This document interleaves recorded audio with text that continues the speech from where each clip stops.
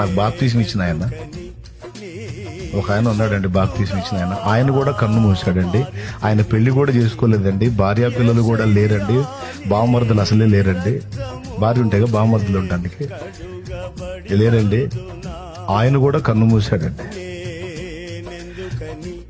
ఆయన తెలిసినంత వరకు దేవుణ్ణి ప్రకటించాడండి, అవకాశం ఉన్నంత వరకు పరిచర్య చేశాడండి. కరిగిపోయాడండి పాపం, కష్టపడ్డాడు. చివరికి కొద్ది రోజులు చచ్చిపోతాడు అనగా కూడా వెళ్ళి ప్రకటిస్తానే ఉన్నాడు, సేవ చేస్తానే ఉన్నాడు. ఆయన కన్ను మూస్తే భార్య పిల్లలు ఎవరు ఏం లేదు, ఏ ఆస్తిపాస్తులు అంతస్తులు లేవు. డెడ్ బాడీ మందిరంలో ఉంటే అక్కడి నుంచి క్యూ స్టార్ట్ అయ్యి రోడ్డు మీద హైవే మీదకి వచ్చిందండి. రొమ్ము కొట్టుకుంటా ఏడ్చిన వాళ్ళే అన్నా అన్నా అన్నా అన్నా అన్నా అన్నా అని గుండెలు బాదుకుంటే ఏడ్చిన వాళ్ళే కానీ ఆడవాళ్ళే. అంటే ఆ గుంపులో నేను ఒకడిని, నేను ఏడ్చానండి. ఏమిటి అనుబంధం?